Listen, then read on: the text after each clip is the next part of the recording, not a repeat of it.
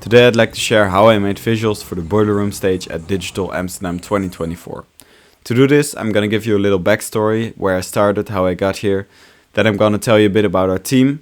Then I'm gonna tell you a bit about our setup, how we even control these big LED screens. At the end, I'm gonna give you a little preview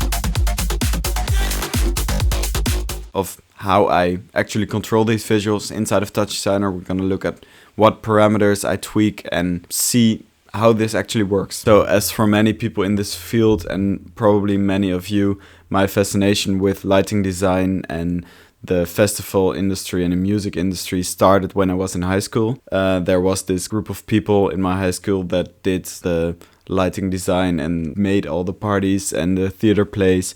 So I think when I was 16 I joined this, and then I went on to spend the next 3 years of my high school dedicating more time to that group than to school.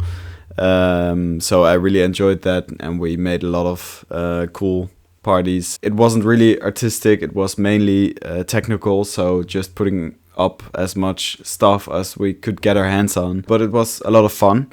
Then I started studying in university. I started studying artificial intelligence, which I don't really regret doing, but I didn't really think about what I really wanted to do. I just thought, okay, I need to do something really future-proof. Then after a year, I realized, okay, this isn't what I really want to do.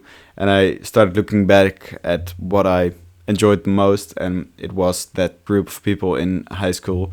So I had a look around, and it turns out in Amsterdam there's this great school which is called Amsterdamse Hogeschool voor de Kunsten, and it has a faculty that is Academy for Theater and Dance.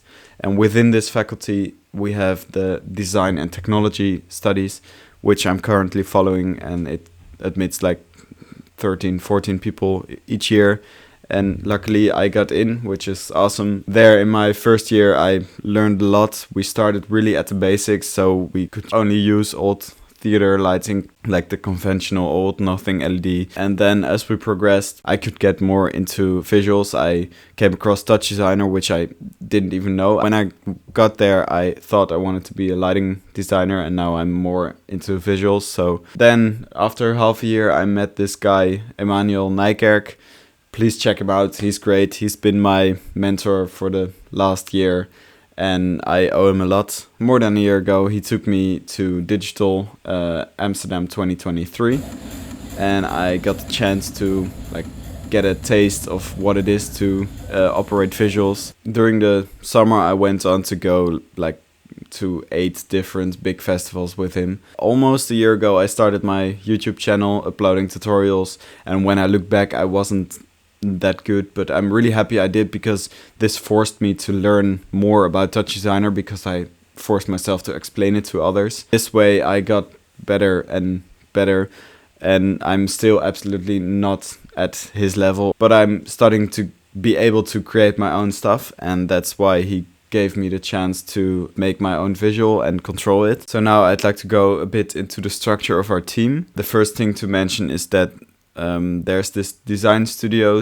Rito. Please check them out. They do a lot of cool stuff, and they do the artistic direction for digital. They hired Emmanuel. He picked a team of which I'm a part, and Emmanuel did the TouchDesigner and a bit of the artistic direction, and then we had to hand in our concepts to Studio Rito, and they gave us feedback and artistic guideline, like colors and feel, and they provided feedback for our stage.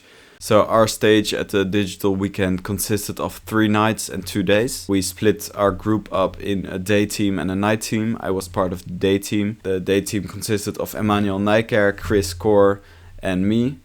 Please also check out Chris Core. She makes great stuff, and you'll love her Instagram.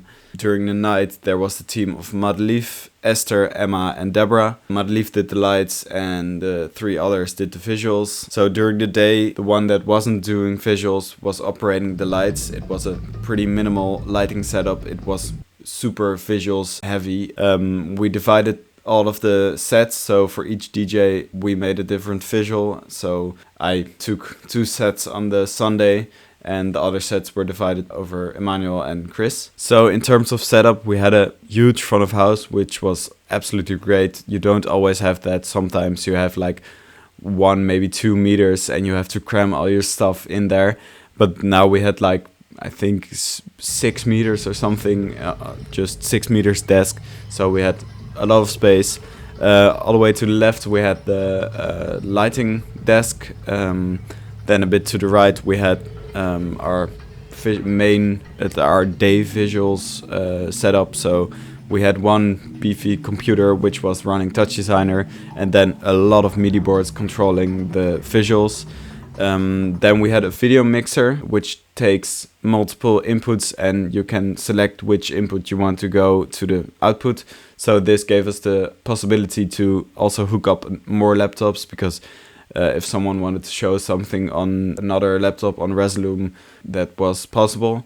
So welcome in my TouchDesigner file. If you've never heard of TouchDesigner, this is a great software for doing real-time stuff. Nothing gets rendered. So if I want to change anything, I can. If I want to do the square displacement, I just move my MIDI knob and it happens, and it renders it immediately. It does this by using networks that you can build yourself. So this is the network I built for this visual. We have some triangle that's being displaced, and we take a line and we mirror it, and then we do some cool feedback loops and a lot of coloring. By customizing this and making your own parameters, you can feel like a show, as if you're almost making music. Like you can go along with the artist. So you can, if it goes real quiet, you can make it really small and slow, and you can make it super fast if you want, and make it super flashy and whatever you want. This is really cool, and that's why I love working in TouchDesigner so much. If you want to learn how to make this specific visual, I've made a 43 minutes tutorial on my Patreon. You can check this out. If you select the educational tier, you will get access to this video, and I promise you I put a lot of work into it, and you get this exact network, and we're also gonna customize it so you get all these parameters, and you can set it up. And if you have a MIDI board, you can just connect it. Also, if you don't have a MIDI board, you can still move these around just with your mouse, and it's just such a lovely result. So I hope you enjoyed this explainer, and please let me know what you think if you like this style of video where I tell a little bit more about what I do. I really like making this, so thanks for watching.